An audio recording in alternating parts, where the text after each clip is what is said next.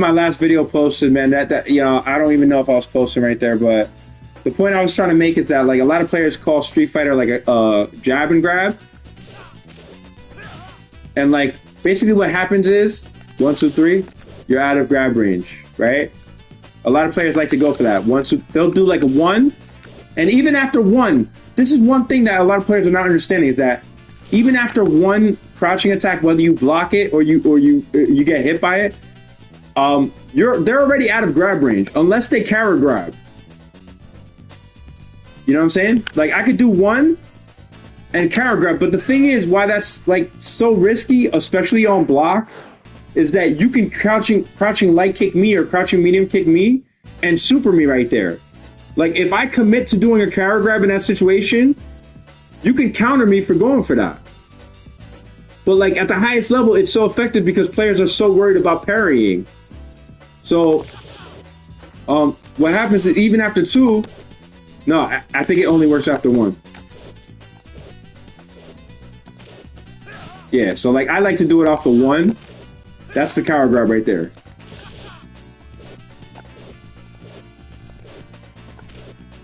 You'll see that your character starts moving forward.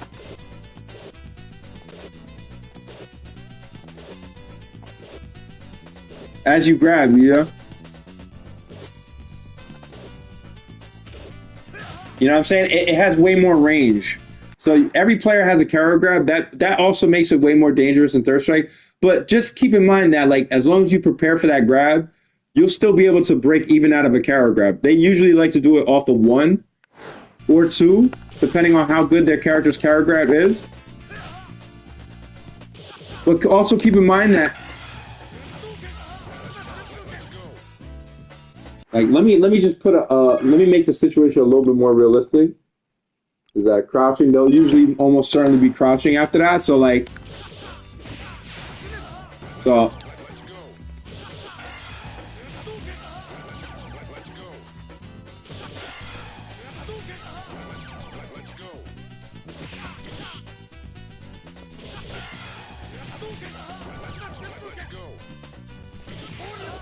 right, so like what happens is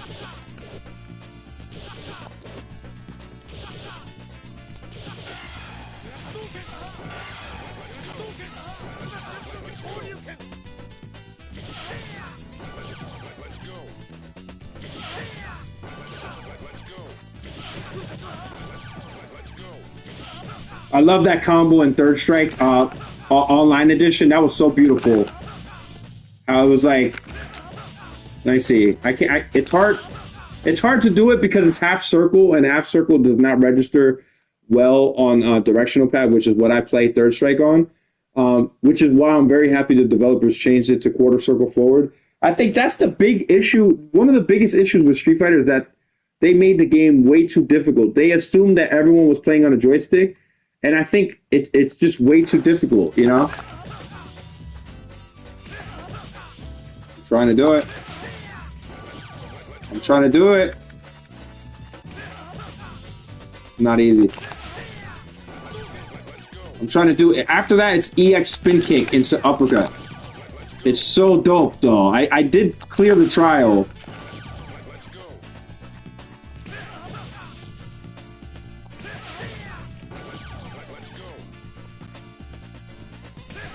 Let's see. Oh my god, I keep missing that EX spin kick. Let's see, hold up. Oh my god. This is like my, I wouldn't say it, I know. I know what you're trying to do, man. God, it's ungrateful. So ungrateful, so lazy and ungrateful.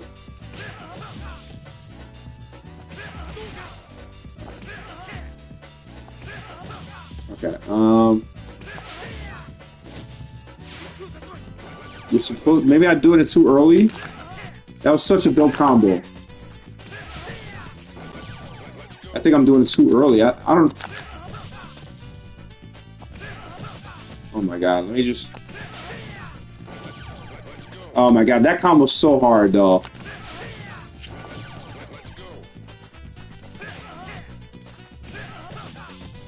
I know I could. And then after that, you have to EX uppercut after the spin kick. Oh, I think you have to do it.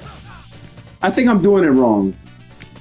I think they have to be a little bit away from the wall. But anyway, the point I was trying to make is that a lot of people consider it like a jab and grab, which in a way it kind of is, because the overheads are just like, they could fix it by just making the supers the overhead super cancelable. I think in Street Fighter 6 a big change that they should do is overheads. You should be able to drive impact after an overhead has already activated. Like once you put the startup, like once you start up overhead animation and they go, let's say your opponent goes for drive impact when they see you go for that overhead, you should be able to counter their drive impact with your own drive impact, or super cancel it, you know, to beat their drive impact, just to get them to have to play defense. You know, that's the big problem with Street Fighter, is that players are avoiding playing defense altogether with these like nonsense, you know, these like low level tactics that just are so effective. You know what I mean? I'm so happy they changed it. Oh my God. I know you can. This is the most beautiful combo in Third Strike history. Oh my God, I'm almost getting it though. I love that combo. That's beautiful. Whoever thought of that. Oh my God, I did super. After that, you're supposed to do EX uppercut. That's. I don't care what anyone says. That's the best looking combo in the entire game. So like, what I'm saying is this. What happens is a lot of players will do this and put you in a counter grab setup. So basically, you can counter him. The thing is, as a player, if I know that he's been like consistently going for that counter grab setup and he just has no real, you know, agenda beyond just trying to grab me and win, as a Ken player, if I read that situation correctly and I know that he goes for that counter grab, I can actually crouching light kick him before the counter grab hits, with the exception of me getting hit. If I get hit by his crouching light kick or crouching jab, that puts me in hit stun, not block stun. Block stun is you recover way faster than hit stun. There's a big difference.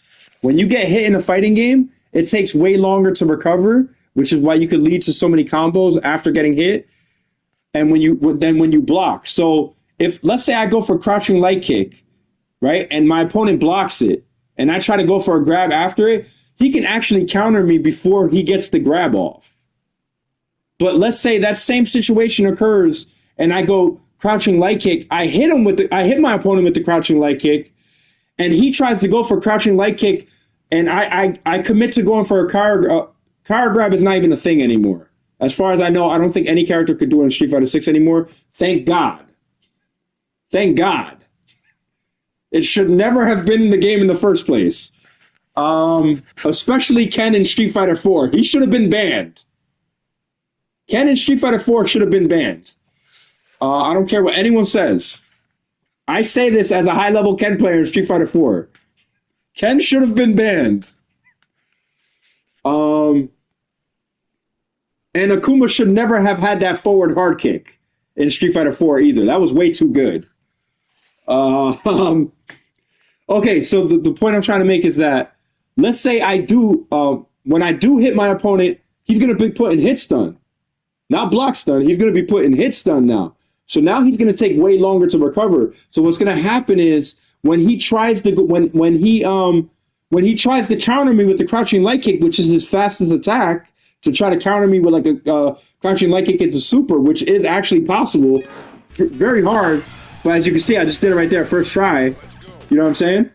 Just to show you how advanced I really am. You know what I mean? I'm not just saying this stuff. You know, what happens is my throw will counter his crouching light kick attempt. Why? Because he was put in hit stun, not block stun. But the thing is, also, you have to keep in mind, I've never seen any player break out of it that was good enough to break out of it. You will see the computer do it on you, but don't pay any attention to that, because the computer just does it's unrealistic human reaction time.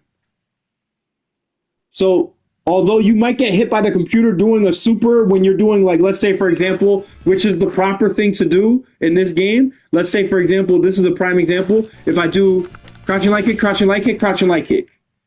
That's a classic high level combo starter to open up your opponent.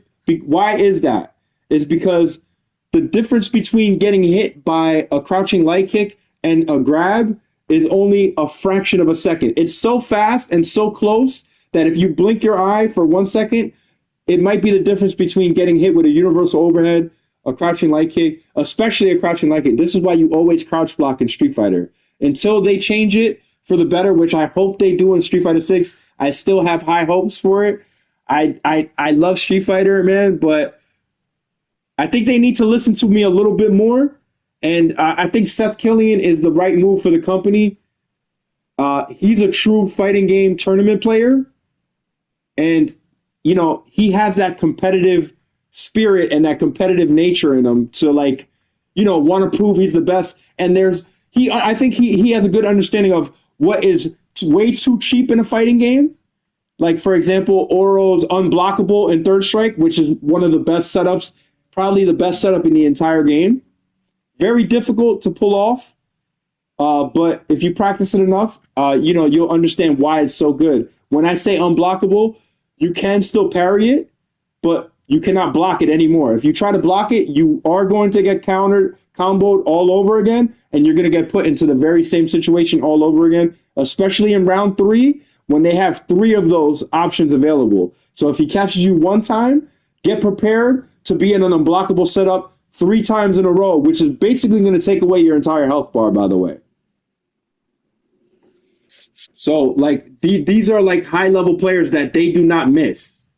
And I've beat them all. So I'm trying to tell you from a lot of experience that these are, like, some of the most dangerous characters in the entire game. So, like, for example, this.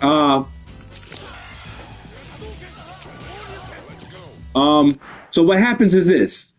Off a hit, if I hit them, I would love to have a, you know, if I was doing these videos, I wish I had like the online training mode, which is a suggestion I made for Street Fighter 4, which they actually did include in the game. I'm very happy about that.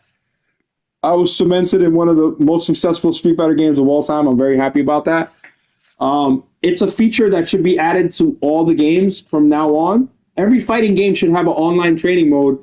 What I mean by that is that basically you can practice with your friend whether he plays in Japan or plays anywhere in the United States or wherever the hell you are, you know, and you could practice very specific situations with unlimited meter, unlimited super attempts. Like, you know, as a high level player, you're gonna make mistakes. You're gonna do,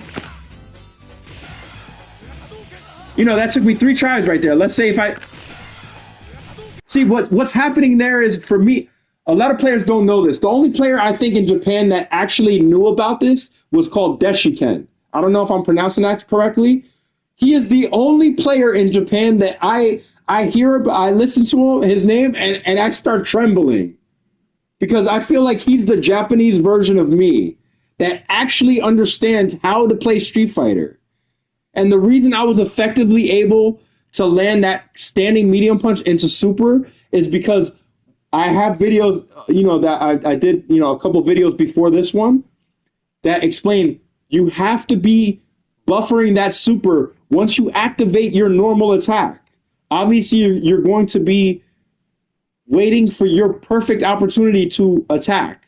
That means that when I throw the medium punch, it's my turn to act as a player. If I do it at a time that's not my turn to act, I'm going to get countered. And if you don't know about fighting games, when you get countered in a fighting game, you actually take more damage, especially in Tekken 8. So these are high-level things that you have to install in your head and go, I have to act when it's my turn to act. I have to understand when it's my turn to move. If I'm not moving at the right time, I'm going to take like 20, 30% more damage, 40% more damage than I normally would if I just played the game properly. And this is something that a lot of beginner players do not really understand. And that's why they lose so much, is that they're not evolving as players and understanding, why am I losing? Question why you lose. Look at your videos and go, okay, he called me with this. He called me with this. What did I do good and what did I do bad? Specifically pay attention to what you're doing wrong, because that's how you're going to evolve as a player and get better and just get, more experience and be able to beat these high level players. I say this with tons of experience. Tons of experience. I was playing Street Fighter Online on PC, on GGPO, and even on websites that were, had Marvel vs. Capcom, where you had to play with a keyboard. And, I was playing Marvel vs. Capcom on a keyboard. This is how much of a fan I was. I wasn't doing that good. You know what I'm saying? Players were catching me with infinites and stuff. I'm like, how are you doing this on a keyboard and mouse? Right? So, these are high-level tactics that no other player teaches you. Don't believe everything you hear. I see Valle, Alex Valle. A lot of people consider him to be the best South American player of all time. He was the first player from, Central South America, South America, to beat Daigo Umehara, which is considered, even though he did spank him the first time they played, he spanked him. When they played in Alpha 3, Daigo Umehara wiped his ass with Alex Valle. And he would have wiped his ass with me and anyone else that tried to play against him, because he is a god. He is a god. When it comes to joystick play, when it comes to joystick players, he is a god. There's almost nobody better than him. You know what I'm saying? He's just that good on the joystick. If you have not seen his Alpha 3 combo videos with Ryu and Akuma, they're ridiculous. What he does in Alpha 3 is ridiculous. He does not miss those unblockable setups. He catches you with an unblockable, and there goes half your health bar right there. 60% of your health bar gone. Bye-bye. And not only that, he wins with style. He catches you, he does a front flip and lands on you on his back. And he's laying on the ground. It looks like he went to sleep. He wins with style, dog. He wins in a way that he's showing his opponent, I'm so good, I'm just going to take a nap now because you're just not good enough for me.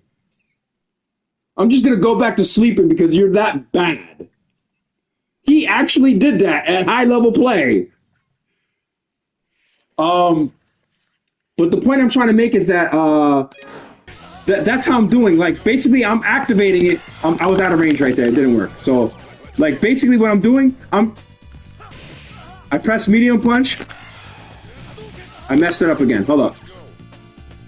I press medium. With medium kick, it's very easy because you get a lot of hit stuff. So what happens is, as soon as I activate that down medium kick, it's going to take a while. There's a startup, and then there's the active frames, and then there's also the recovery frames.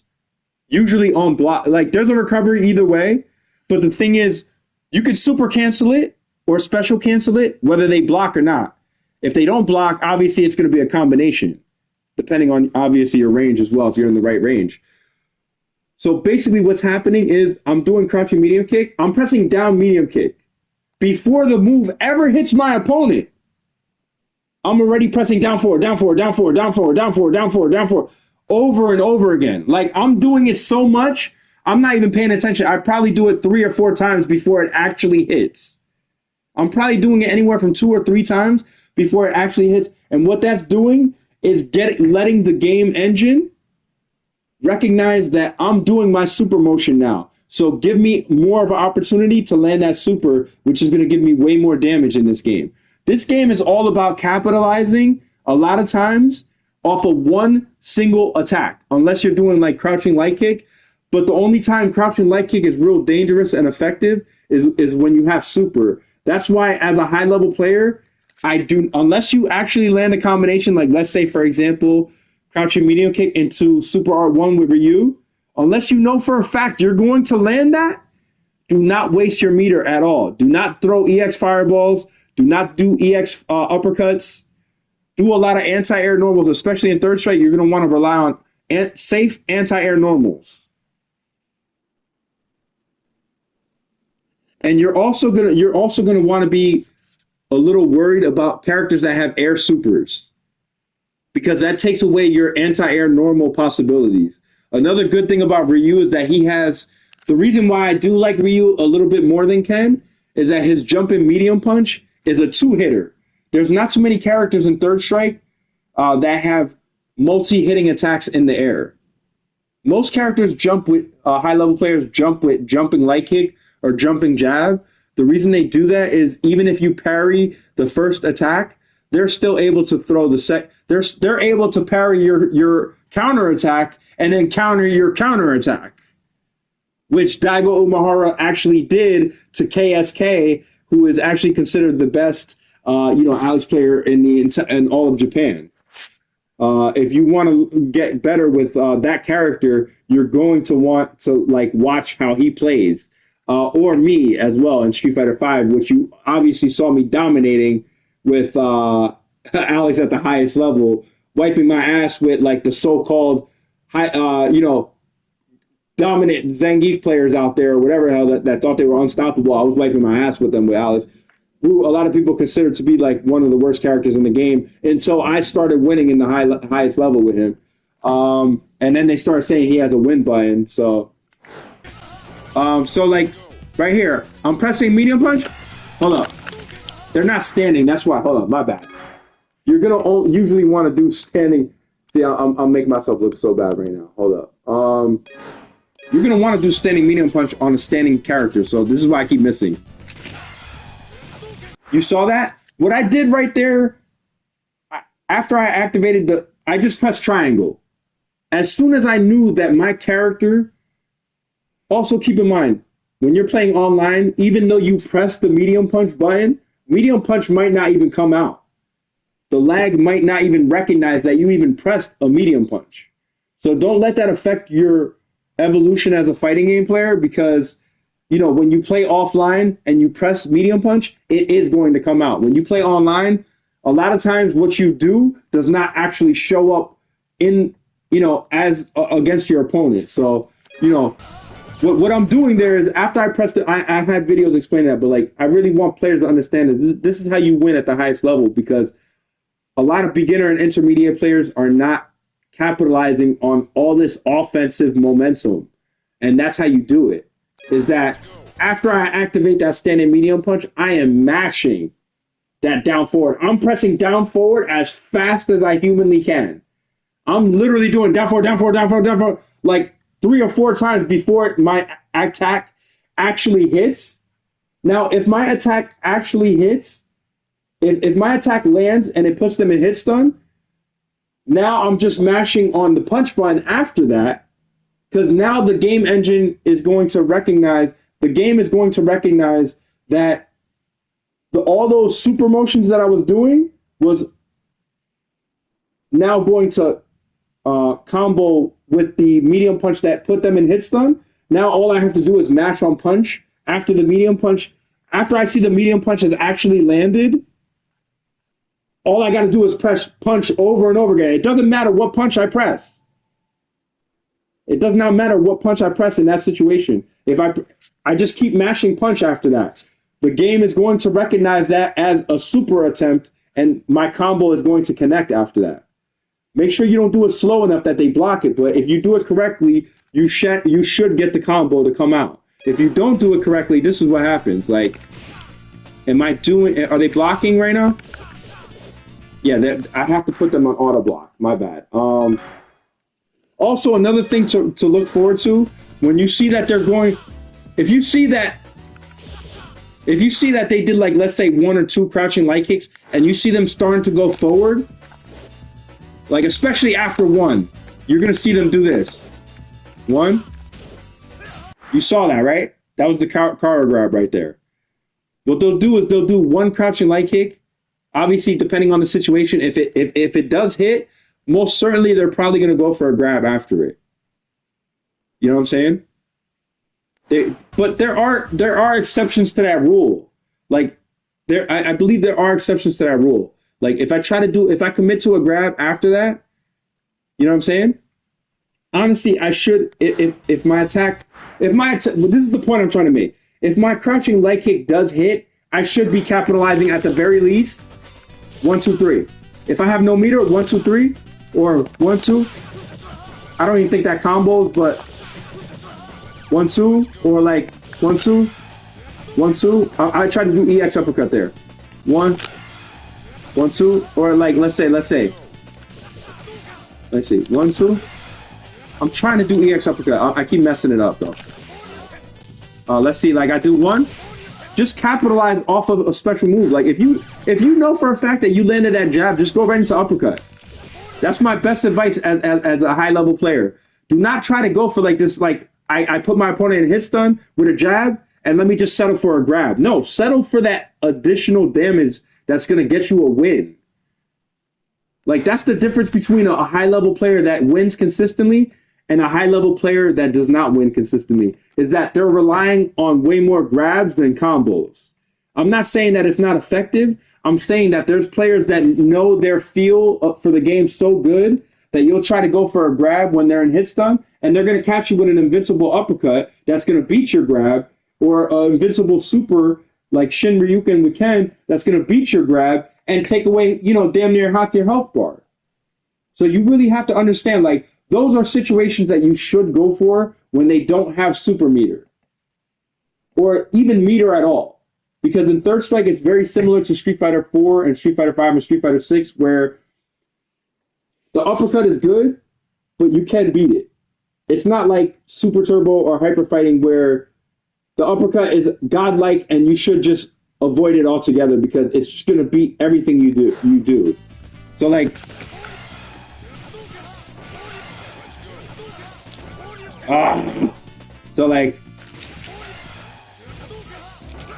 oh my god, I try to get fancy. Oh my god, it's so hard to do. I know you can do it. Oh, come on, baby. Let's do it. Oh my god, okay.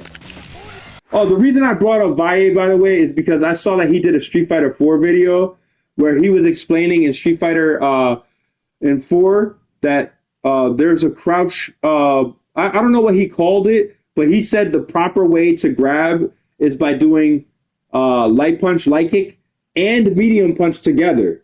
And if you do that at the highest level, you are going to lose if you listen to Valle. You should listen to me. The proper way to break out of a grab is by grabbing. And the only way to grab in Street Fighter is by, well, at least in ever since Third Strike, has been light punch and light kick together. That's the only way to escape out of a grab. That's the proper way to escape out of a grab situation. A lot of other players will tell you, oh, just jump, neutral jump, or jump away.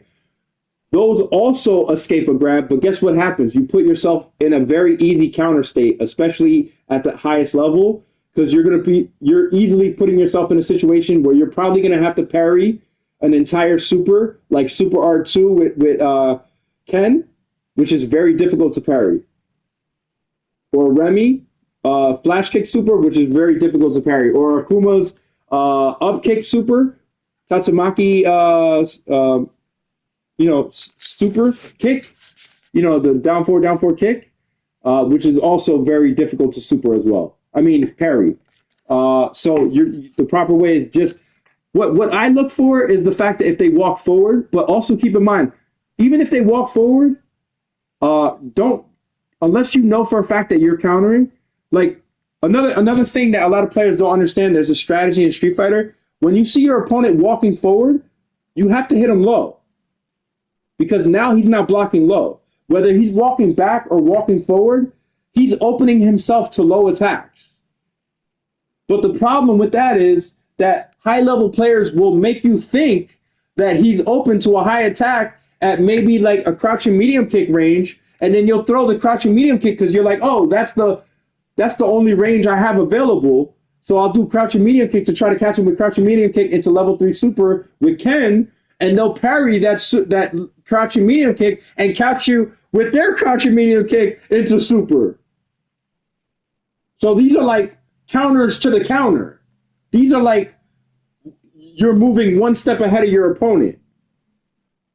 You know what I'm saying? So in my personal advice, when you see that opening, especially at crouching medium kick or crouching sweep range, unless you know for a fact it's a true counter, don't even go for it. Because these high level players are very good at parrying. And crouching medium kick is a very easy parry. It's a very, especially sweep. Sweep is a very high risk, low risk, high reward situation. If you parry it, you're going to get a very good combo after it. And if you get caught by it, you get hit by it, it doesn't lead to any additional damage. So you'll see a lot of high level players risk going for a parry at that crouching sweep. In fact, I don't even recommend using it unless you know it's for a fact it's going to counter. The only time I was using it in Street Fighter V was when I knew or thought I knew that I had V-Trigger available, which would allow you to cancel out of the crouching sweep, which would normally leave you unsafe on block. So like a lot of players, they allow their opponent to do too much to them. Like a lot of players, you know, a lot of players are doing let's see. I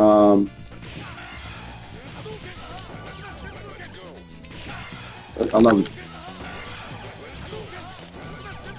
Okay. 1, 2. Crouch. Let's see.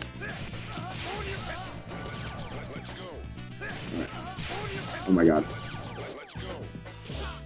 Let's see. I'm almost positive that does not work. I'm almost positive that standing light kick does not combo into super, but I think it honestly should in third strike because it's not that easy to do. It does in Street Fighter 6 now. I'm very happy about that.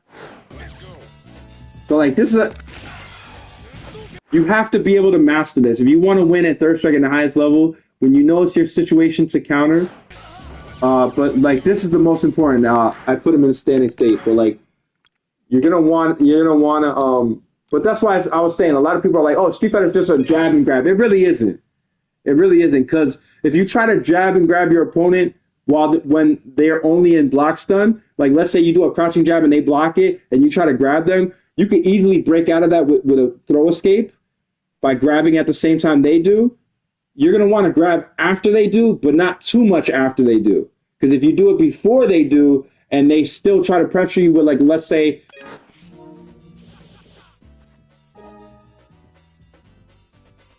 Am I still streaming? Let me see. Okay, yeah. My PlayStation keeps getting interrupting me. Like, let's say I do 1. Like, let's say I go 1. And then, like... I love that. And that's another reason, PlayStation, please, you guys got to change the position of the start button.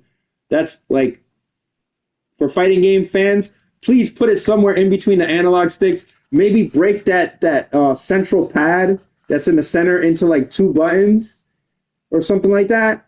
Or maybe just 1 smaller button. You know what I'm saying? That way there's space to the left of it or something that has like start, share, and all that. Like, I don't know. I would prefer it to be like start and share or anything like that in between the analog sticks. That way, there's zero likelihood that you'll ever hit it by accident. That's the only thing I would change. I love the PlayStation 5 controller. It's the best one that you guys ever did for sure. See, like where's the indication here? Hold up. See, I don't see that much of an indication here. Like, I'm seeing it, like, maybe here. Where is it? Okay, so maybe it's, like, right here. Okay, yeah, no. There's the indication. You see this light right here? This is what I'm talking about. You see this where I'm jabbing at? That's their indication where universal overhead hits. You see? They always have that at every stage. If you're, like right there, you see those 2 lights in the background? They always put an indication where universal overhead actually hits. So like right around here. So you're gonna want to like really master that. I don't know if that actually I know Ken's level 3 combos after that. what I'm saying is I wish they would go back into third strike, you know, and adjust it so that all these combos are, the hit stun on universal overhead is way longer. That way it's way easier to land that super after, or any combo after it. I would do like a crush counter state. If I was designing the game, I would do like a crush counter state. But usually, typically speaking, what happens is, what I'm saying is this. 1, 2, 3. Anytime you hit your opponent, whether they get hit or not, what happens? You saw what happened. I got pushed away from my opponent. The fighting game community calls that push block. So even after one attack, whether they block it or not, look, I try to grab, I can't grab anymore. So if you even block one attack, you're out of grab range. So don't even worry about it anymore. The only time that you should start worrying about it again is when you see your opponent start to move forward.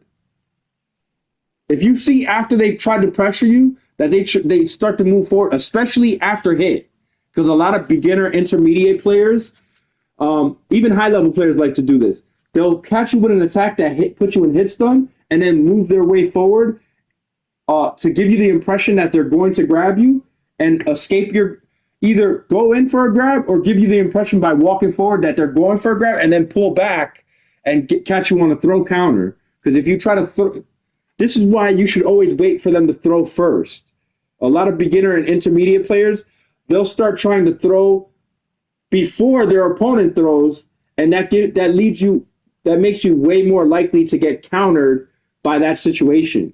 But if you try to activate your throw after, you know, if you try to escape their throw after they do their throw, then it makes it way easier to avoid getting countered.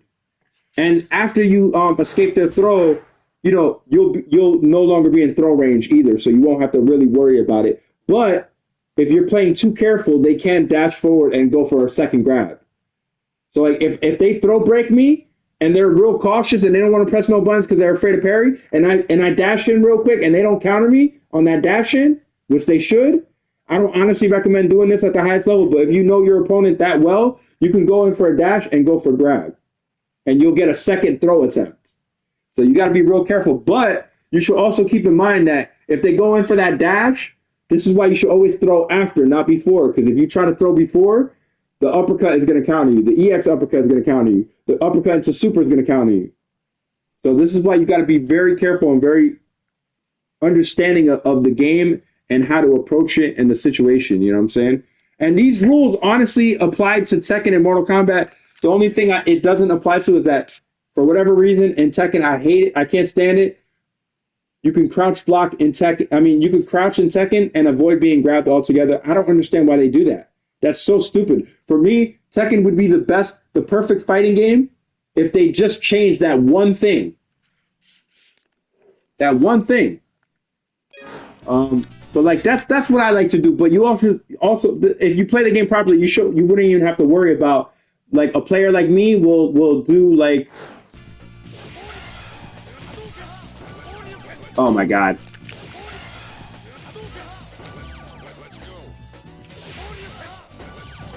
So like I said, if you do crouching light kick, it's way harder to do like, no, actually you can, my bad. I knew I was right about that. See, in third strike, you can do it. I don't know why they don't allow you to do it in Street Fighter 6. I might be wrong about that. I have not been playing too much Ryu and Ken anymore. But you saw what I did. I did crouching light kick into uppercut. Every character should be able to do that. Every character should be able to do that. The reason I say that is that a lot of high level players are not winning at the highest level, although they're good enough to compete at the highest level, because in that situation, they're not practicing enough that they go from crouching light kick to that uppercut like I did, or crouching light kick into that.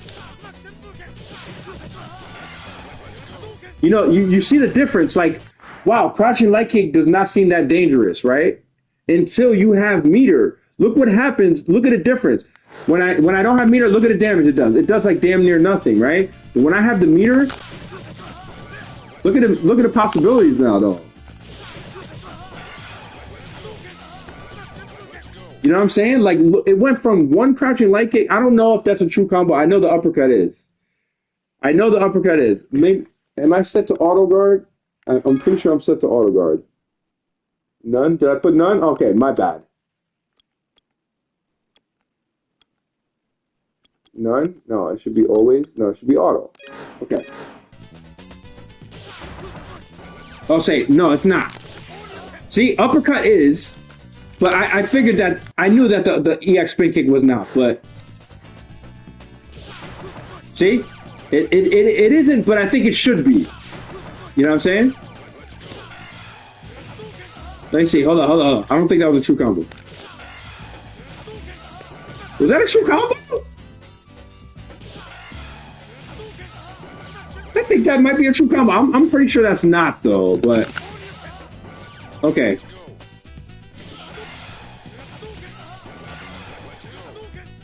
But that's the point I'm trying to make. It's like, what happens is, like, one, I'll be putting... That was a counter throw right there. I did it right that time. I'm still in throw range. Like, a lot of players go, oh, they go, oh, after one, I'm out of throw range. But that's not true. After two, you are for sure. 1, 2, I try to go for a counter throw. Look, I'm still out of throw range. You saw how it moved me slightly forward, and then it grabbed? Every character in Third Strike can do it. Some counter grabs are better than others. From what I understand, Elena has like one of the best in the entire game. Chun-Li also has one of the best in the entire game. And for good reason, because without it, I think they're kind of trash. Like if I were making changes to Third Strike, I would make it so that Chun-Li can do crouching light kick 3 times into Super R2. I would change it so that Chun-Li could do crouching light kick into EX spinning bird kick. I would make changes like that.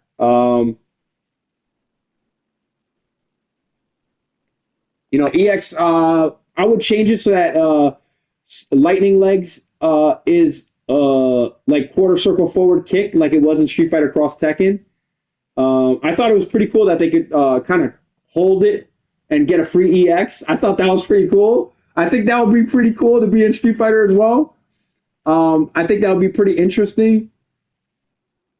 To kind of have like an unblockable charged up move that like on a hard knockdown, maybe not a hard knockdown, but like I don't know. Maybe it makes the game a little too cheap, but I did like it. But I think there should be way more quarter circle motions, like even for Zangief. You know, like, and as for his command grabs, they should all be quarter circle forward. The reason I say that is that if he's not doing it at the proper time, he cannot luckily get a block, which is what happens with Fei Long. Fei Long, because his flame kick is back down back, he might get an accidental block, which is very unfair at the highest level in comparison to Ryu or Ken, which do not get that as a viable option. You know what I'm saying? Because to block in this game is either standing or crouching, and you have to do both of those to activate his flame kick with Fei Long. So he's getting kind of 2 free opportunities to accidentally or luckily get a block, even though he really was going for a special move. And the reason I say that is because when Ken or Ryu go for that, they have to risk letting go of their defense entirely, because to do an uppercut in Street Fighter, you have to press forward, or in between down and forward twice, which is something new ever since Street Fighter 4, that you get a free uppercut that way as well, to make it easier for the fans. And, you know, if it's easier for you to do that way, then, you know, you should do it that way. But I'm so accustomed to the original way, I can never do it any other way. But what I'm saying is that, like, I think there should be more special moves that risk the opponent's defense entirely. Like, what I'm saying is that if they're going for it, then they're also going to, you know, completely lose all their defensive capabilities. And I think that's fair because they're going for such a strong move. Like, let's say, for example, I go for uppercut. Like, I walk forward. A lot of players can't even do that. Like, they walk forward and then they'll jump. But, like, what I'm doing right there is I'm also, while I'm walking forward, I'm buffering it too. Like, so that the game recognizes that, like when you see players, like, you'll see a lot of high-level Japanese players doing this. And the reason when you see them doing a lot of motions like that, be very careful as to what buttons you press, because at the highest level, that probably means psychologically, not a guarantee, but psychologically, that almost means that they're probably going to go for a special move, which may be an uppercut or an EX fireball or even a super. So when you see a lot of players walking forward and they're doing a lot of crouch blocking and it looks like they're joking around and playing with you, and it looks like they're doing like the knuckle dude taunt, which I created.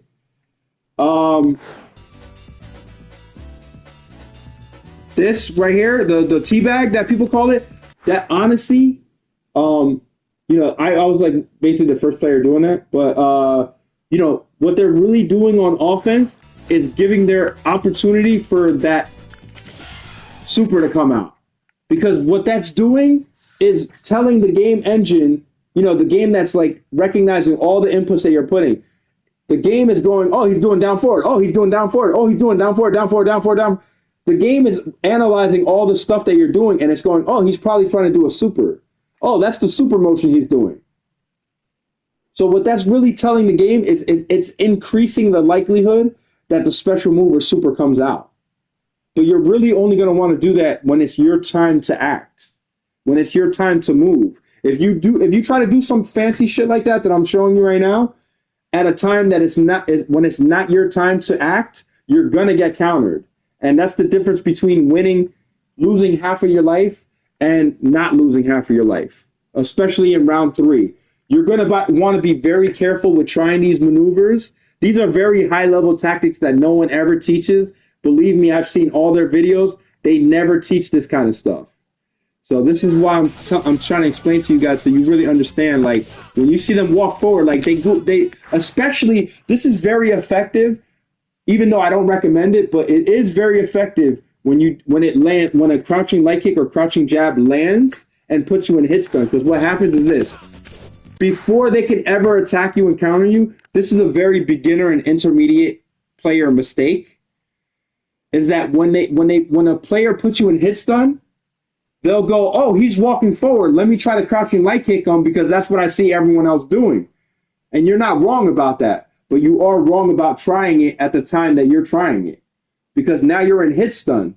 So by the time that you try to recover and try to counter them with the crouching light kick, it's not going to work anymore. But realistically, a high-level player shouldn't do that. They should do crouching jab into uppercut or crouching light kick into uppercut. Test that out. Don't take my word for it, because obviously I don't have a second player that's hey, crouch block all this. Let me hit you with one crouching light kick and then block the rest of it, because that's the proper way to test it. Because if it's a true combo, they're going to get countered by it. If it's a true combo,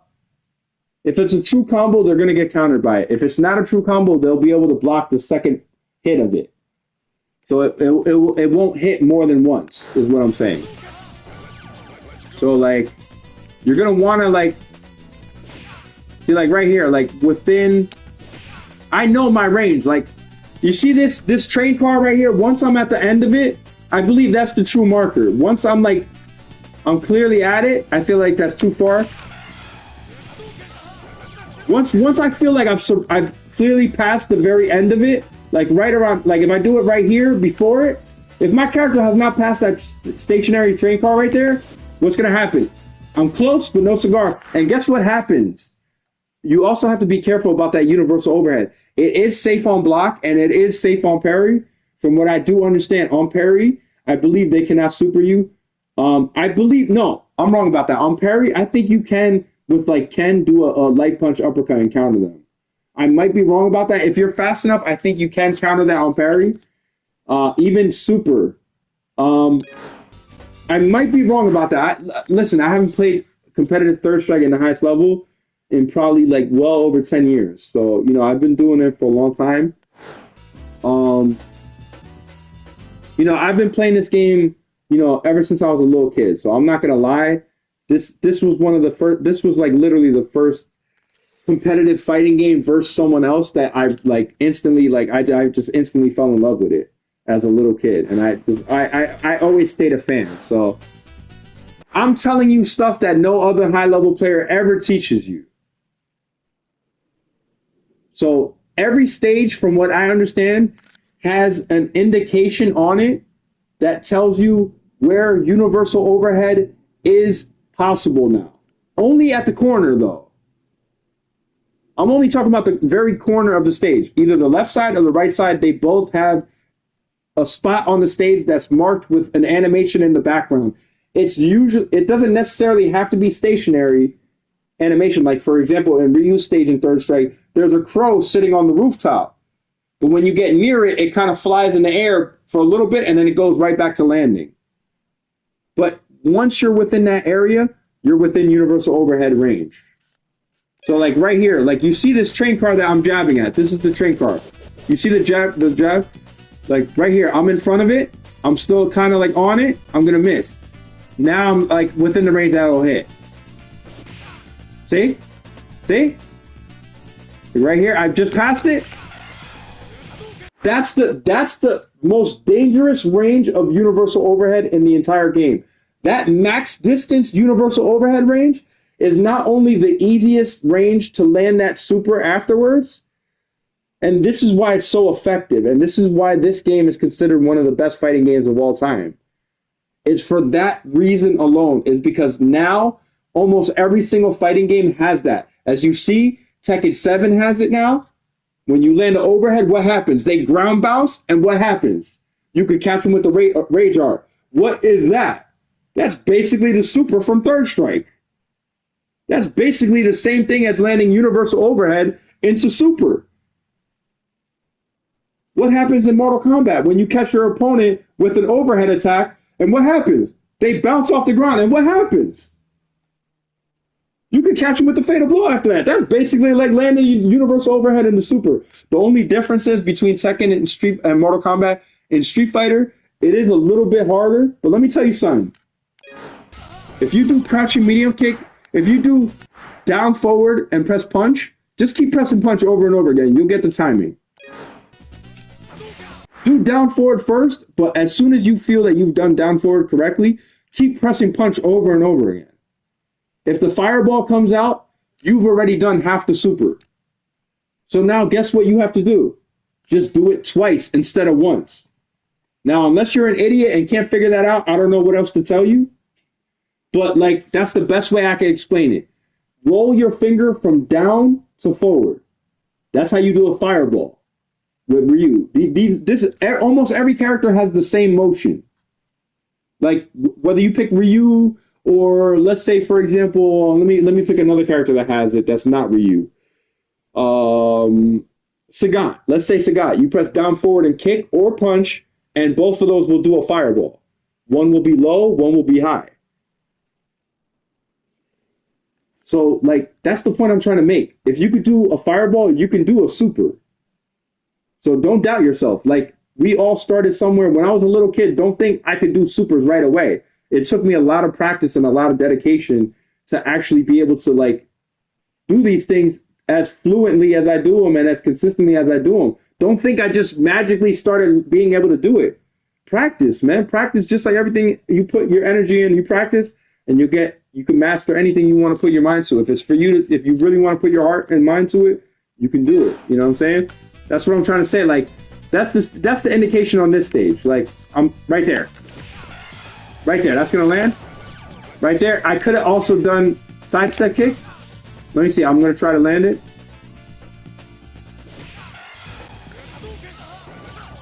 I missed it. It should be the other one, right? Oh my god. Okay, so maybe spin kick? Maybe I'm too far? Maybe I'm too far? Okay, maybe I know I can do a second super. This is why it's so dangerous. Let me see. Let me see. Right here. Super. 1, 2, 3. Oh, I missed it because I got fucked. I got 1, 2, 3. 1, 2, 3. That's why it's so dangerous. You saw Ryu and Third Strike can actually store 2 super. Is it Metsu? No, Metsu is Akuma. Shinku Hadouken. He can store two Shinku Hadouken supers. So now you understand why it's so dangerous to save your meter for those situations. Now, don't get me wrong. If you're not in the corner, Do not throw that second super. This is a corner-only super. This is why you want your opponent in the corner, because it also opens more combo possibilities. Where normally, let's say I land a universal overhead in the center of the stage, I could only do one super. If I do a second super, it's going to miss because he's going to fall out of range. The only reason it works in the corner is because he can no longer go further than the corner. So these are high-level things that you have to install in your head and go, okay, he did 2 in the corner, let me do 2 in the center of the stage. No, I never said do 2 in the center of the stage. I said these are corner-specific combos, and this is why you want your opponent cornered, because it adds more combo possibilities and more damage to what you're doing in the game. You know what I'm saying? But this is why it's important to master crouching light kick 1, 2, 3. 1, 2, 3. I believe Ryu can only do it off of 2, if I'm not mistaken. But it's possible. It's not the easiest thing in the world, but it is possible after 2. I like it personally at 3, because it's way easier after 3 crouching lights, in my opinion, which is what they honestly changed it to in Street Fighter 6, which I do love. It's way easier to do those kind of combos in Street Fighter 6 than any other Street Fighter. I love that. Don't get me wrong. Please change that overhead to be drive impact cancelable and also super cancelable. I think that's going to really force players to actually be a little bit better. Because there's been plenty of times where I go for overhead and they just drive impact me and full combo me. And I'm like, what did I do wrong? I did the right thing in that situation. He was crouch blocking and I hit him with an overhead. That's exactly what you're supposed to do. And the way you can stop this is if I go for overhead and he tries to drive impact me, I can cancel my overhead into a drive impact at any time. So I'm going to be able to counter their counter, and now I get a full combo on them for not being patient enough and defensive enough to just block my overhead, which is what they should have to do. And I wish also in Third Strike, even though it is possible in Street Fighter 6, but I wish it was in Third Strike. Like for example, it is possible with overheads, but not with his unique overhead. Like if I land Ryu's unique overhead in Third Strike, that's all I get. But I should be able to super cancel it.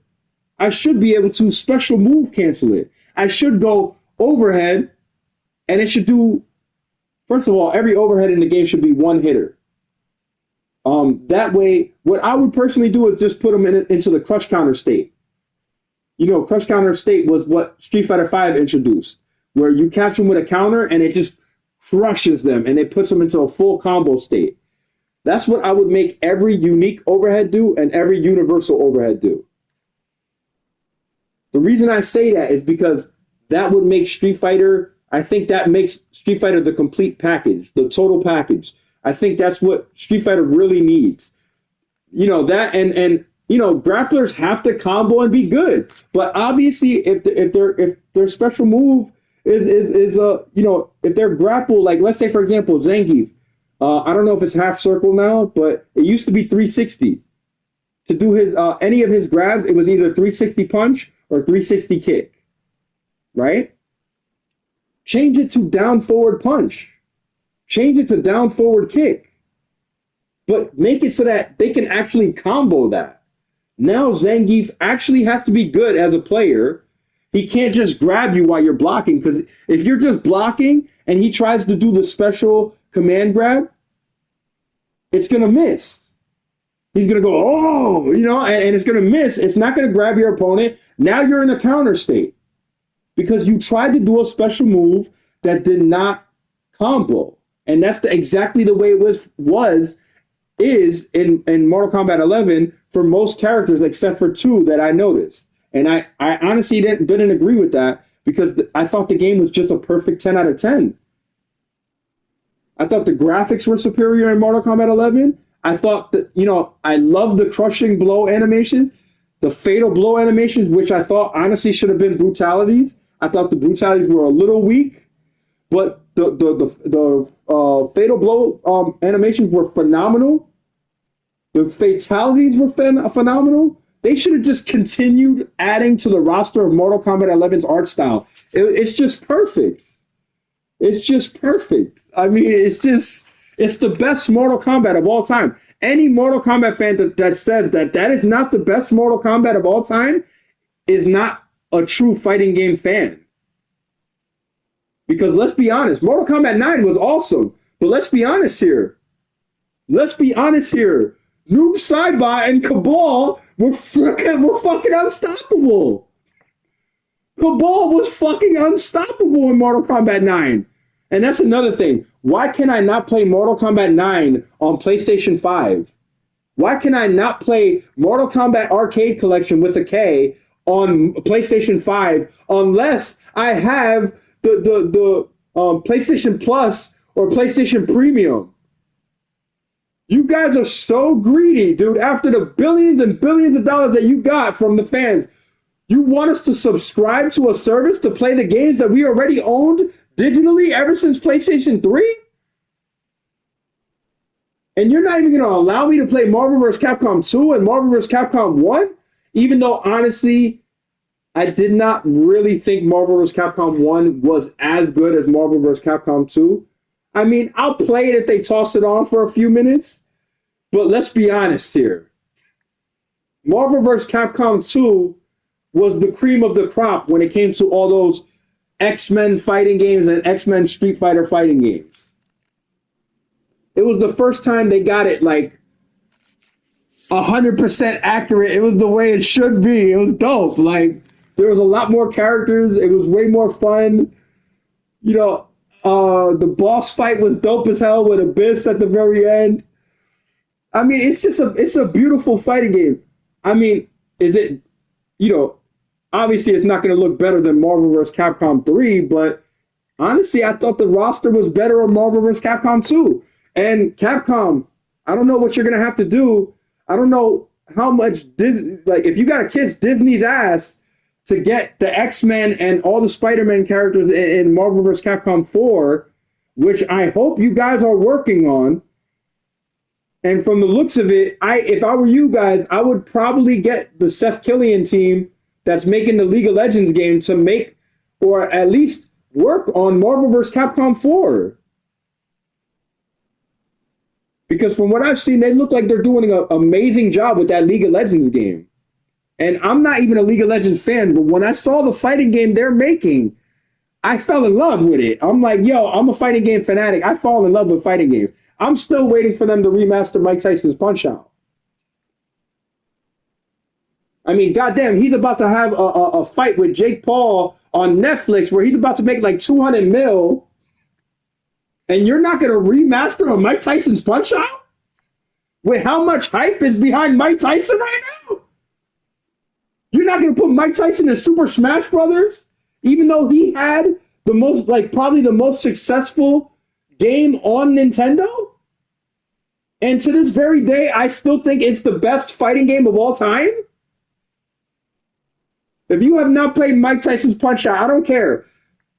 Mike Tyson's Punch-Out, if you have not played it, play the game. I don't care how you have to play the game and tell me it's not one of the best games of all time. It's you versus the computer, and when you play the first fight, you're going to go, yo, this game is easy as hell. I'm going to beat this game in about 10 minutes. Wait till you get to Tyson, dog. Dog, Tyson hit you one time and knocks you out, dog. You get back up, he hit you another time, he knocks you out, dog. After 2, you can't even get back up no more. That shit is hard as shit. Yo, but I'm telling you, it's one of the funniest games of all time. Yo, if you like to laugh, play Mike Tyson's Punch-Out. Nintendo, please remaster Mike Tyson's Punch-Out. You got to put Mike Tyson in Super Smash Brothers. What are you doing?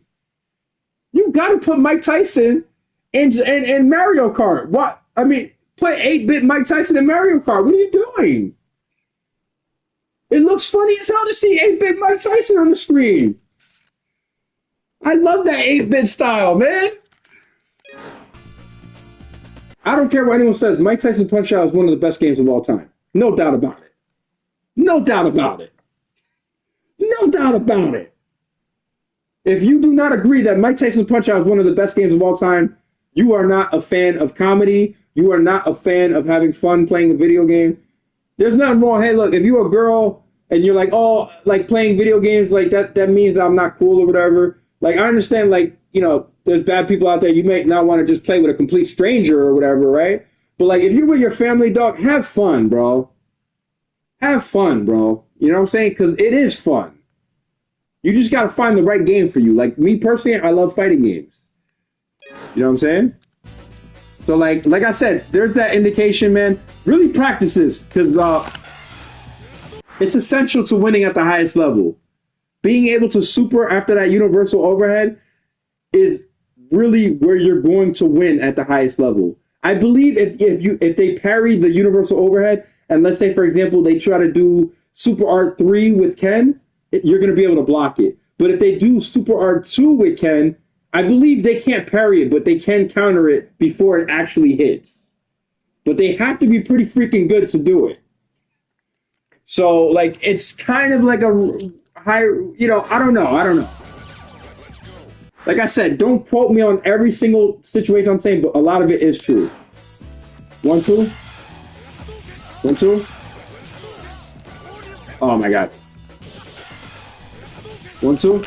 Oh, my God. That's usually what I do. I just count like 1 or 2 in my head because that's usually the time it takes for them to be in the combo now.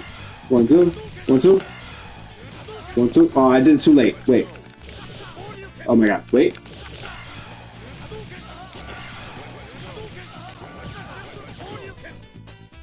What I like to do in that situation, I'll go for hard punch uppercut because they'll think I missed the combo. It's so funny. It works all the time. Let me see. I go 1, 2. 1, 2. Spin kick. See, like right there, I'll do the uppercut. Like I missed the combo, right? And a lot of players will be like, oh, you suck. Ah, my turn. I'm kind of... And I know for a fact I'll be able to block it because I'll recover in time. But it looks so believable. So, these are high-level tactics that I came up with personally. I'm not saying like it's going to work at the highest level all the time. But believe me, it has worked in ranked. It has worked, you know what I'm saying? In high-level play for me personally. So, like... Well, I'll leave it at that. Like, a lot of times, you don't have to worry about grab after pressure unless you see them walk forward. If you see them walk forward, do not jump away because you probably get an easy counter. In this game, you could parry, but it's still not the easiest to parry because you don't know what they're going to do. Because if you jump back, I could throw an EX fireball at you. And while you're parrying in the air, I could jab reset you out of that. And unless you parry that jab reset, which is going to keep you in that jab reset, unless you counter my jab reset, but you're only going to be able to counter it with something that probably won't counter into anything, combo into anything else. And I'll probably be safe after that. So I'm only risking taking like a crouching leg kick or a crouching medium kick on the way out, or a jumping hard kick on the way out. You know what I mean? Or on the way down or something like that. Let's see, like, so like. See, the reason I say for players like if pick Ken. That's my best advice to you as if you're going to pick one of the best characters in the game, which I believe Ken is one of the best characters in the game.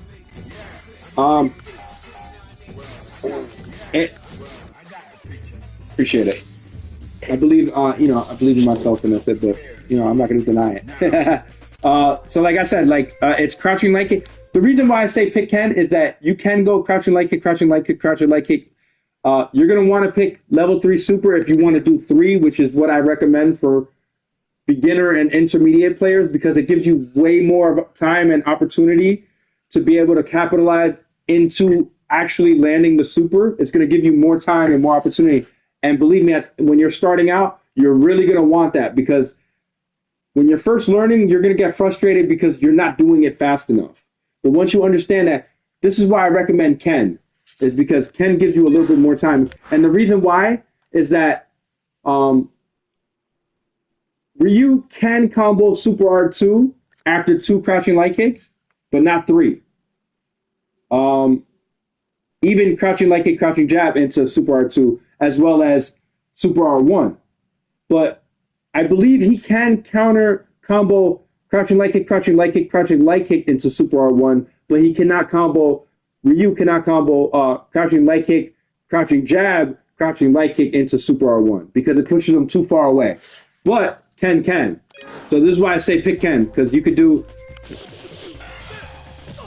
That's why. Crouching light kick, crouching jab, crouching light kick into super R2. So basically, while you're doing that crouching light kick, crouching jab, crouching light kick, that's where you're going to want to be buffering the super. If you don't know what I mean by buffering, you should know, because if you use the internet and watch TikTok and YouTube, it's buffering your video. What does that mean? It's loading your video before you actually get there. It's kind of downloading and loading your video before you actually get there so you can actually watch it happen.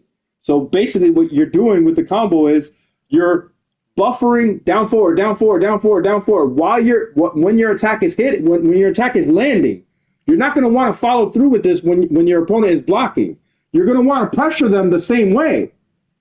But unless the attack actually lands, is the only time you're going to want to actually follow through and capitalize on that offensive momentum by comboing your opponent into super. Like, you can catch them with the same pressure if they're blocking, like by doing crouching light kick, crouching light kick, crouching jab, crouching light kick. They'll block everything. Don't do super anymore. Don't do super anymore. Always buffer. My suggestion as a long-time high-level player, I've been winning ranked matches for a very long time. My win ratio in Street Fighter is probably around 90% win ratio, maybe even 95%. Tekken, I'm probably around the same, about 90%. And Mortal Kombat, I'm probably around maybe 90% now. You know what I mean? 85. Probably Mortal Kombat, not so much, especially with Mortal Kombat 1, because I have not been playing it as much. But I still thought I was dominating a lot of players out there. It's just, they changed it way too much from, they were going in the right direction with Mortal Kombat 11. I disagree with what they're doing with Mortal Kombat 1. They're stepping away from what a fighting game should be. And that's capitalizing on offensive momentum. Now they're basically only giving you grabs as offensive momentum. And that's not fair. They should give you full combos that give you maximum damage off of counters. What I mean by that is when a player makes a mistake on a combo and makes a mistake and misses it, and he drops the combo means that you made a mistake and you missed the combo. You thought you were going to land it, you followed through in it, and your opponent blocked it. That's dropping a combo. So in that situation, there should be way more recovery time that's the only thing they have to do in Mortal Kombat 1. Add way more recovery time when a player makes a mistake after trying to do a combination block string on his opponent. Like, for example, Kenshi, forward, square, circle, square. That does the, low, high, low, like low, high, low pop-up thing, right? If I make a mistake there, I should be countered for doing so with whatever my opponent can do in that situation. Exaggerate that recovery time.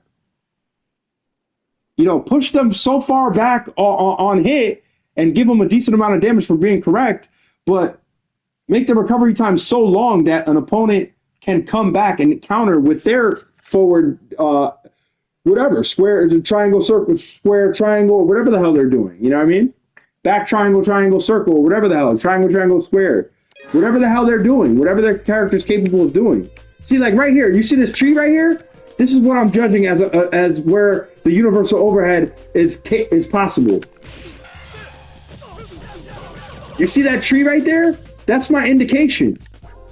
Once I'm at that tree, once my body passes that tree, I'm at that universal overhead range. I'm telling you long-time high-level tips that no other player has ever taught in the entire fighting game community. In my personal experience, landing the universal overhead from max distance is the easiest way to combo into super. Not every super can combo off a universal overhead, so also keep that in mind. You know what I'm saying? Ken's level 3 is known as one of the most overly used supers in Third Strike, in the entire Third Strike. Why is that? Why do you think that? Because it's so good off of comboing off into universal overhead. And that is so effective at the highest level. Believe me when I tell you, the crouching light kick 1, 2, or 3 times and keeping them in that universal overhead range, like, it's going to be your victory. But also, among other things, also having good enough fundamentals that you understand when I throw this standing medium punch. When do I throw this standing medium punch instead of a standing jab? Because it's way easier to combo off of a standing medium punch than a standing jab. So like 1, 2, 3. So like what I like to do is like I like to also count it because, you know, especially if if you got, a lot of distractions, it helps you focus on that. So it helps you to not be distracted. 1, 2, 3. See, while I'm doing 1, 2, 3 and also actually physically doing the buttons for that, like it doesn't matter how many voices I have in my head and none of that. It doesn't matter if they try to distract me at the last second, I probably won't even hear it. Because I'm so focused on 1, 2, 3. Because that's basically what the combo is in my head. 1, 2, 3. But if I see that only 1, 2 comes out, you know what I'm saying? I don't follow through. I'm buffering the super either way. On block, I'm buffering the super. And on hit, on block, I'm buffering the super. But guess what the difference is? On block, after if I buffered the super and they blocked it, guess what I do? I go back to crouch blocking. Because if you try to follow through with a grab after that, you're easily in a counter state now. Because they can catch you with that crouching medium kick into super. They can catch you with that crouching medium kick. It's a lot of things. With Ryu, that EX Tatsu is not the easiest thing to counter either, unless you have super, in my opinion. I did it plenty of times, and believe me, I know what I'm talking about.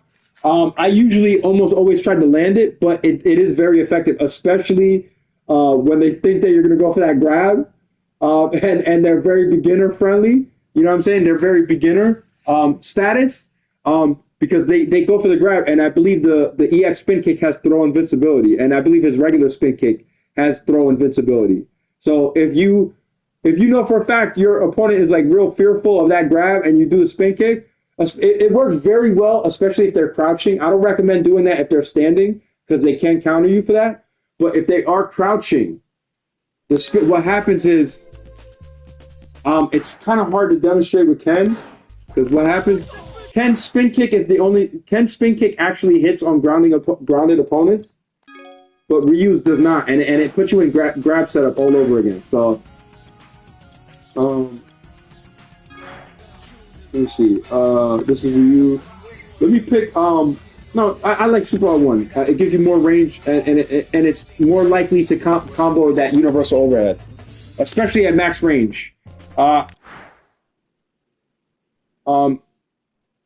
Also against Akuma, if you land that universal overhead with Ryu into Super R2, I'm 100% positive that works. I have landed that in ranked.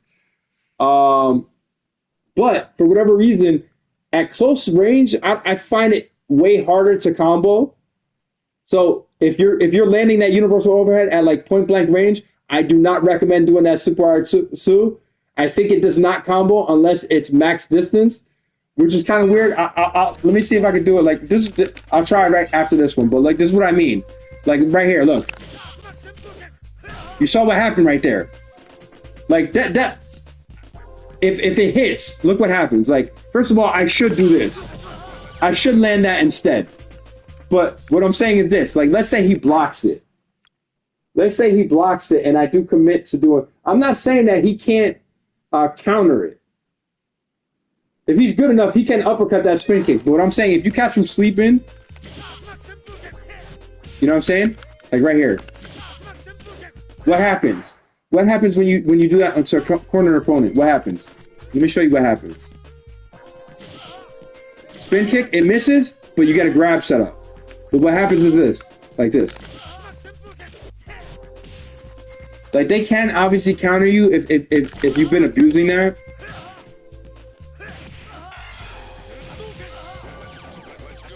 Okay, so let me just do one more thing. That's basically I was just trying to correct like people like the only reason that you see a lot of beginner and intermediate players doing jab and grabs, especially online, you'll see a lot of players going for that grab in Street Fighter, is because it's way harder to land combos online. So you'll see a lot of players go for a combo, miss it, and then they'll kind of get frustrated and go, "Damn, okay, let me go for a grab instead."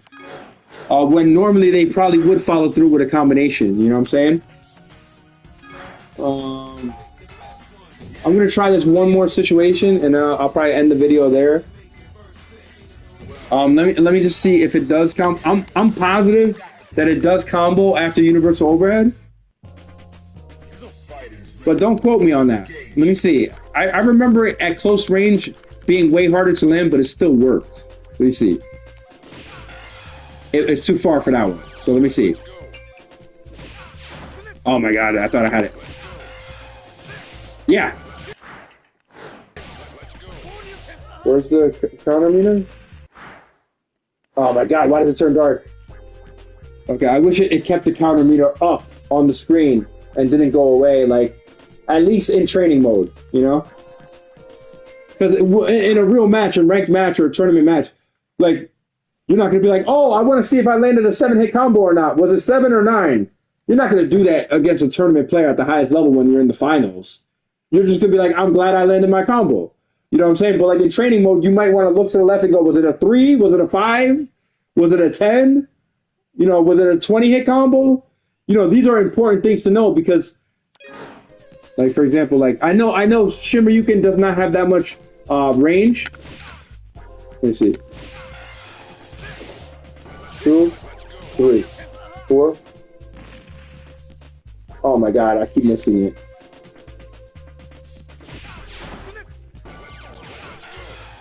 Gonna miss. You have to be like kind of close.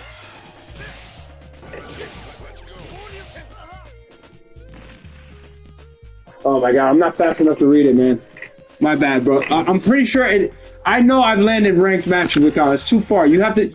I'm wrong for that. You don't want to do it max distance. You want to do it close range. I'm wrong for that. It's the other way around.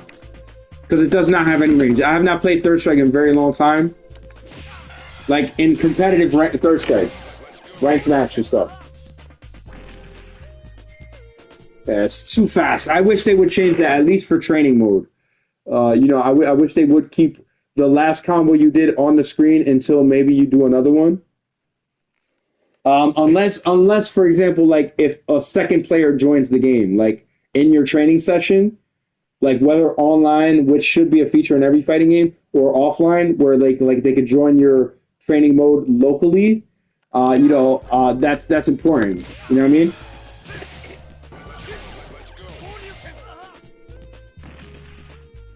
I think it did. Yes, it did.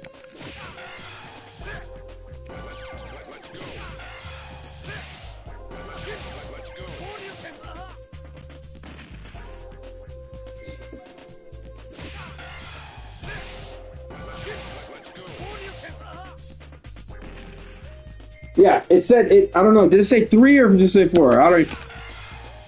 1, 2, 3, 4. See the super. Let me see. What is it doing? Is it doing 4 hit or 3? Jesus Christ, that's fast. Okay. I know it. I thought I was under the impression that it did combo.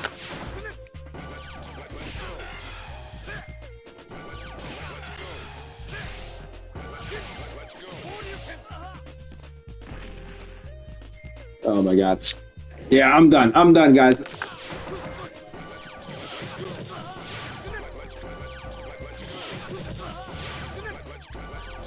There should be way more juggle time as well.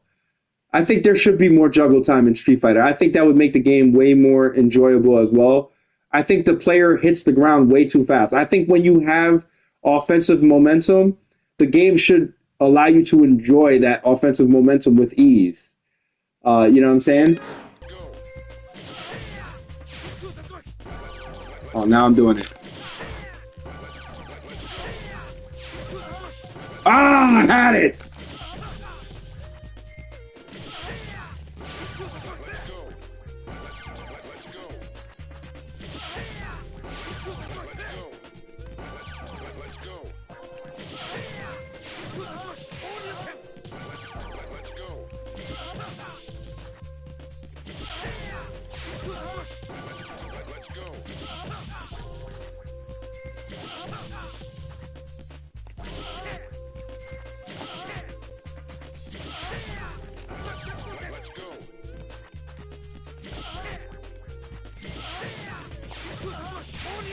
Yes!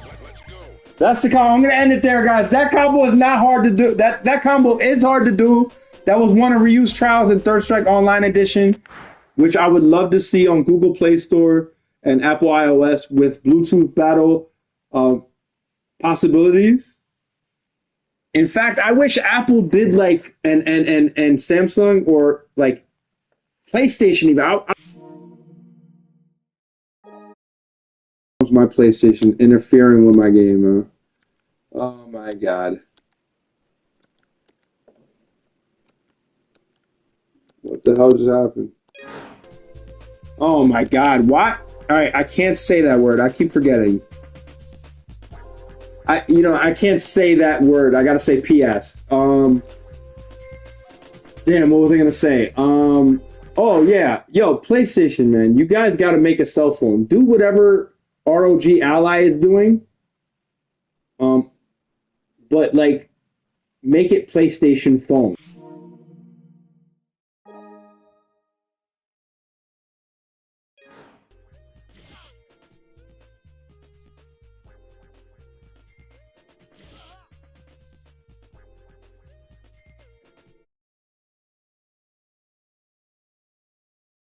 God. Okay. PS phone. Name it PS phone and not Xperia phone. You know, make the control. Don't do the built-in controls, even though obviously that's the best option. But the problem is, someone drops their expensive $700, $1,000 gaming phone on the ground one time, and the controller, is no longer, it starts drifting or something like that, and then they're basically out of $1,000 phone right there, and they have to repair it and pay the insurance or whatever the hell to get a new one, and it might not even be available. So what I'm saying is, like, if you make the phone like the kind of like how the Nintendo Switch did it, where you can like slide in like controllers that like some like are comfortable to hold and kind of feel like you're still holding a PlayStation controller, that would be dope. Like Joy-Cons that actually have that like grip on the back that you can really hold on to it. Which is what I wish Nintendo would do for their next Switch, is like similar something like the PlayStation Portal, where it actually had a grip kind of built onto it. You know what I'm saying? Where like it's easier to hold and like enjoy. Whereas like I feel like the regular Nintendo Switch is like, like I'm not saying it's bad when you use the stand and plug a controller into it. I love it way better that way. But like to actually hold it like with the Joy-Cons on it, and like I feel like, I don't know, maybe like I'm gonna do too many rough Street Fighter Third Strike motions and like damage the railings or something. You know what I mean? And it's kind of hard to grip as well.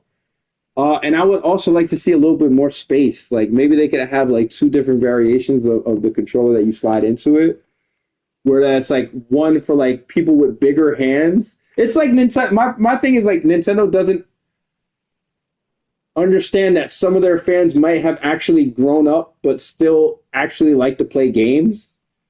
You know what I'm saying? There's no such thing. You didn't hear that from me though. But like I said, that's what I mean by that. Like, basically, that's the point I'm trying to make. We're all the same shit, and you know it. Yeah. Basically, I would love. Honestly, I've been contemplating getting a gaming handheld like the Steam Deck, which I think the Steam Deck is awesome. I don't honestly think Nintendo's going to push their console any harder than just being able to play their exclusive games, which is basically what all the fans want anyway. But if they did push it hard enough to play Tekken 8 and Street Fighter 6 and Street Fighter 5, and well, I believe Street Fighter 5 is exclusive to PC and PlayStation only, as well as Tekken as well. I might be wrong about that. I disagree with that though. I mean, I know PlayStation wants to have their raw fan base of like supporting them and like their raw, like real dope exclusives. But I just think those are such big franchises that you kind of want to make as much money as you can on every system. And like I feel like you're like kind of leaving out fans from like Xbox and stuff like that might also be fighting game fanatics. And let's be honest, like Tekken is a huge fighting. I might be wrong about that, but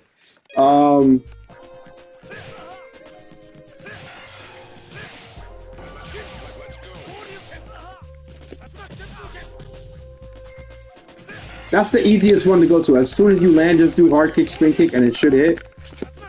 I like to do the air spin kick, but it's the hardest one to do. It only works in the corner. See? Just do hard kick, spin kick as soon as you land. But I'm trying to do the air kick, spin kick. It's very hard, though. Ah, I almost had it. You have to do it sooner than that. It's so hard. I was the only Ryu player doing that.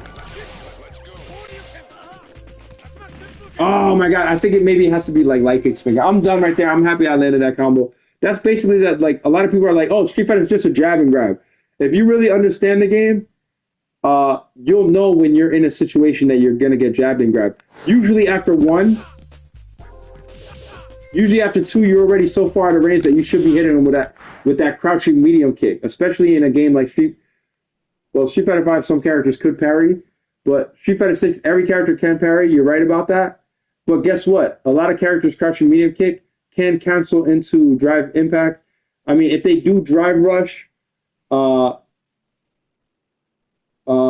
believe you can break the grab. I don't know. These situations are very, very specific. You know what I'm saying? It's up to you as a player to put in the work and put in the time and energy. Because like I was about to beat a pretty decent. I thought he was a good Urian player. I was about to beat him in ranks, and I caught him with the universal overhead, and I should have easily landed the super R2 to win the round with style. I did land the universal overhead. I thought because it was in lag, I missed the the super R2 after it, and he actually ended up winning the ranks match. But if they added more recovery time. More hit stun, my bad, not more recovery time. More hit stun to the universal overhead and to the unique overheads and made them special move cancelable and super cancelable. And even spin kick, like if I land a spin kick, like yeah, I can land. Like obviously I would no longer, like that's out of range and that wouldn't work because he only has 1 meter and I'm wasting half of it by doing the EX spin kick, but oh my god, I love that combo so much, though. Oh my god, it looks like it's not going to. Oh my god! Yo, did you say y'all kicked the Ray's fucking shit, yo? Alright, man, I'm done, man. Oh my god. Like I said, yeah. Yeah, man. I'm gonna end the video right there, man. You know? I'm gonna end the video right there. Hopefully you learned something. Street Fighter, grabbing is a part of Street Fighter, but if you play the game properly and understand how the game is played properly at the highest level, you'll understand that to escape a throw, you just throw right back at them, just like Mortal Kombat 11 and Tekken as well. The only difference is in Tekken, you can crouch block and avoid it altogether. I don't know why they did that. I don't think it works with every single grab in the game. But it does work in some situations. I've seen it with my own eyes. I completely disagree with that. I would change that. If I was the Tekken developers, I would change that. And like I said, adding that like crush counter to universal overhead and unique overheads, I think that would honestly make, and also like It would be cool if Street Fighter had like auto combos, which like from any position, not from jab position. I think in jab position they should be good enough to. I'm cool with there being I'm cool with there being auto combos in jab position, and maybe even comboing into a lot of damage with the super. I'm cool with that. Um, I would prefer for them to actually have to be good, especially in Street Fighter, because it's pretty difficult, especially online, to really know when they're going for that jab or that grab because you only have a split second to decide.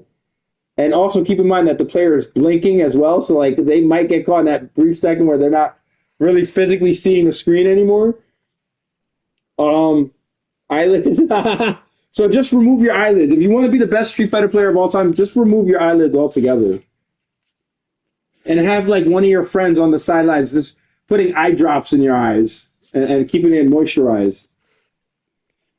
But like I said, like I'm cool with there being auto combos at like medium punch range, like that maybe give you two or three opportunities after only on hit. Obviously, only it would only activate on hit. And even sweep, I think sweep should ground bounce. I think sweep should like after a sweep lands, I think they should the next time they get off the ground, they should be stunned. Like they just fell and hit their head and they're stunned now. Because stun is like crouching sweep is like one of the worst attacks in the game.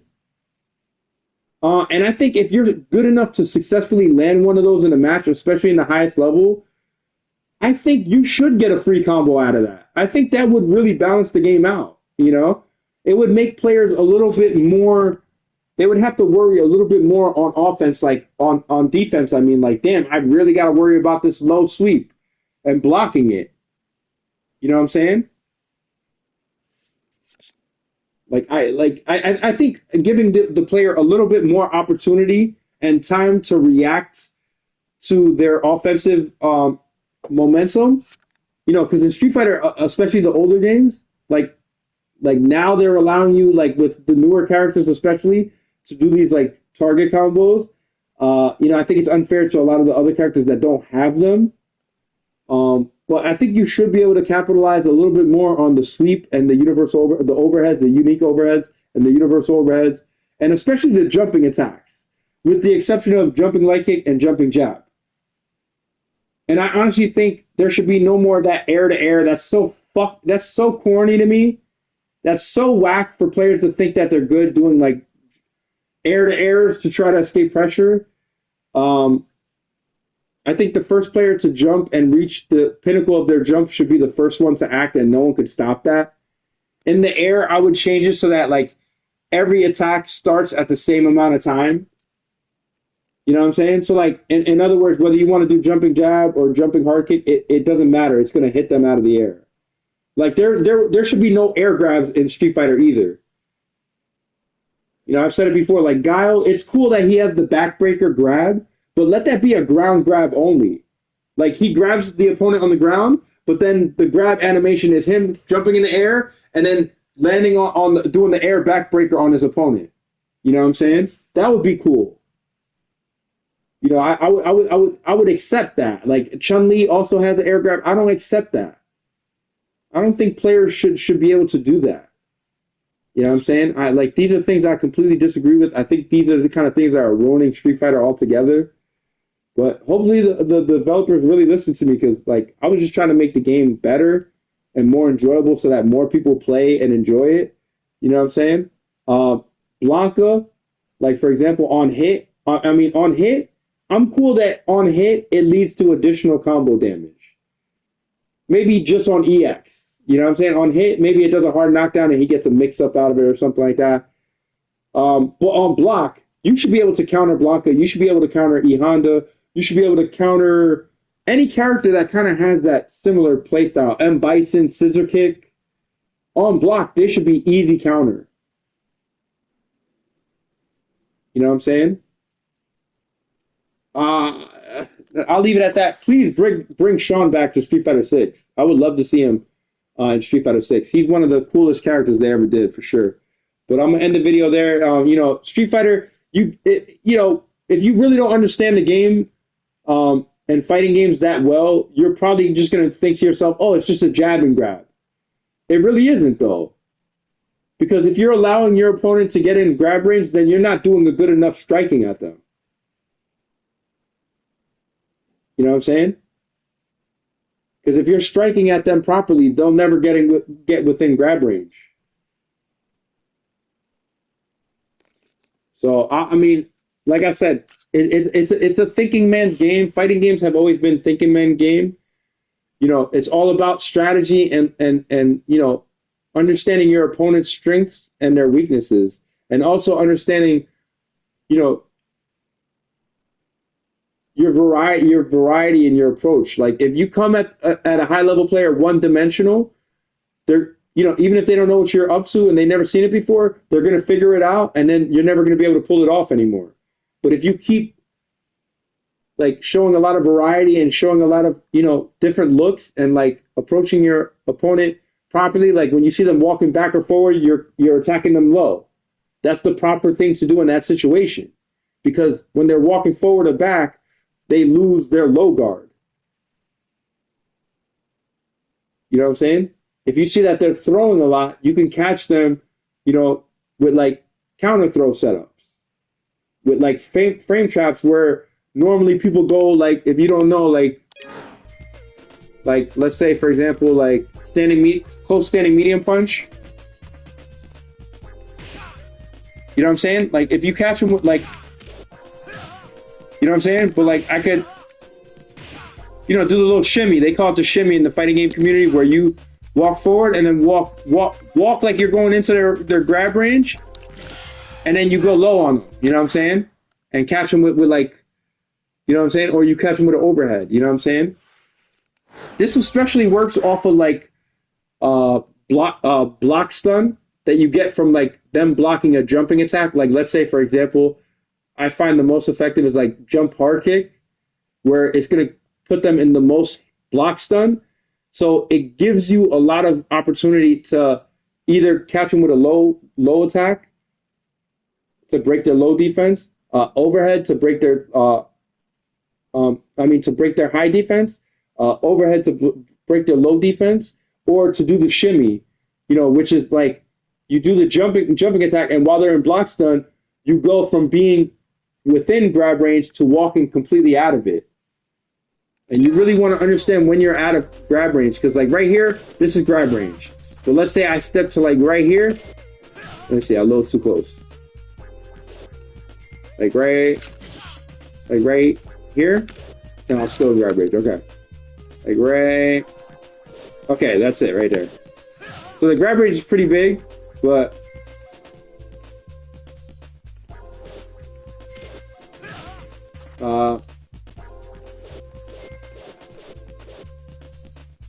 so I'm gonna end the video there. Like I said, there's a fighting game tournament for Third Strike.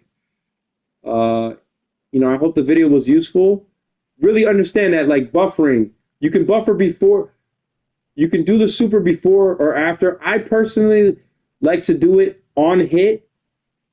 That way I don't accidentally throw meter out there or do a special move that I really don't want to do on block.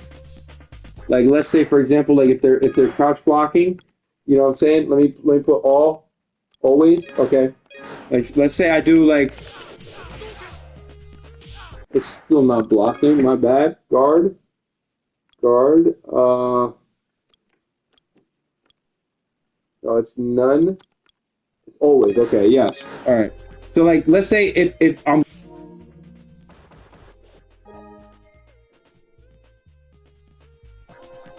okay, let's say when I'm buffering, well, yeah, I wish the voice activation from PlayStation would turn off when you're actually in a game, because that's very annoying to interrupt you in a ranked match. Like 1, 2, 3. Let me see, 1, 2. See, like that's what I mean right there. Like that could come out. You gotta also be careful if they're blocking that. You want to do the motion. That's basically what buffer means, is that you're doing the motion, you're doing the super motion while you're pressuring your opponent, but you're not actually doing the super. But you have to also be careful with like a character like Ken's level 3. I mean, Ken's super R3 has number 3 super in that you could choose from, because the typical combo with Ken is crouching light kick, crouching light kick, crouching light kick, and the buffer also includes a light kick will activate the super.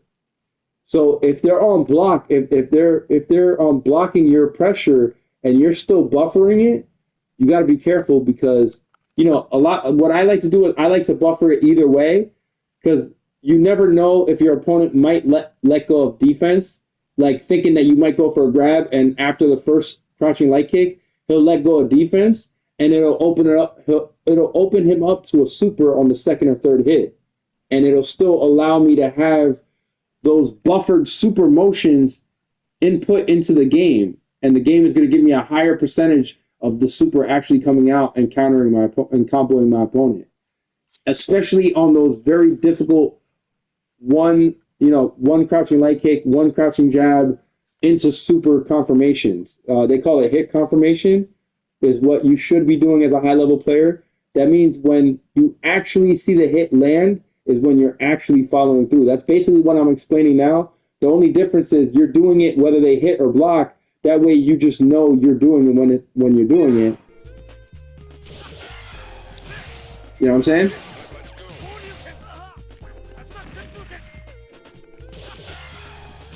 You have to master that. That crouching light kick into that double quarter circle forward.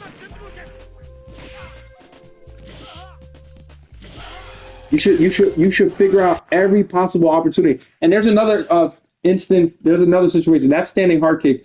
You can combo into like super in Street Fighter 6, but that's because of drive rush. I think you should just go raw super off of standing hard kick because you get way more combo damage. I mean, yeah, you get way more damage on that combo because there's something called hit scaling in fighting game, combo scaling, which means the more you hit your opponent, the less damage each like consecutive hit actually does. Like, so by the time that you do a 100-hit combo, you're basically doing like little to no damage already. You know what I'm saying? You're basically doing like little to no damage, so it's a waste of time to do it. The only reason to do it in a game like Marvel vs. Capcom 3 is to waste the time. Because they do have infinites in Marvel vs. Capcom 3, which I think is ridiculous and it should be removed entirely. As far as I know, maybe I'm wrong, maybe they're not in it and I was just misunderstanding it, but it sure as hell seemed like characters like Doctor Doom and Magneto and Doctor Strange were all doing infinites on me, and Nova and stuff. I don't know about Nova, I might be wrong about him, but I did feel like those characters, especially Doctor Doom, was doing way too much damage, man, per combo. Like, he kept doing this like ground kick that popped me OTG'd. If you don't know what OTG means, that means it pops you off the ground when you've already been kicked to the ground, like a hard knockdown. It was first introduced in Darkstalkers, the OTG by Capcom. It's a first, now Tekken has it, now Mortal Kombat has it and stuff. Well, actually, I think Mortal Kombat does not have it, but Tekken does have it for sure. But I'm going to end the video there, man. I'll end the video there. I hope you really enjoyed it, man. Street Fighter, grabbing is a big part of fighting games, not just Street Fighter, even Mortal Kombat. And if you think otherwise, you're greatly mistaken, because in Mortal Kombat 1 and Mortal Kombat 11, grabbing is a huge part of the game. It's not like, oh, I learned how to grab and now I'm going to win because the best players know how to deal with it, but it is a big part of the game. It is a big part of the game, believe that. Grabbing has always been a big part of fighting games. It's what breaks the monotony from blocking and getting hit. It's a very thin line between blocking, getting grabbed, and getting hit, and that's what makes fighting games so fun and so intense. It's not for everybody, but for the people that really understand it and really appreciate it, especially at the highest level, it's a lot of fun. It's intense, but it's a lot of fun also. It feels like you start forgetting that it's a game and you start feeling you're in a real fight. You know, and that's part of what makes it fun. You know what I'm saying? It gets very competitive, very fast, even in casual games. Even in casual games with friends that you played with, you know, 10, 20 years, you know, it still gets extremely competitive very fast. I'm talking about to the point where like you're kicking each other out of each other's house and stuff, and like, you know, like it's not even that serious, bro. Like we just playing Street Fighter, but like that's part of what makes it fun. You know what I'm saying? So there's a lot of trash talking involved. There's a lot of pride. There's a lot of ego, just like a lot of other sports. You know, esports is no different, but it's a lot of fun. You know, I hope the video was informative, I guess. I don't know, is that the right word? But I'll end the video there, man. I hope you guys enjoyed it, though.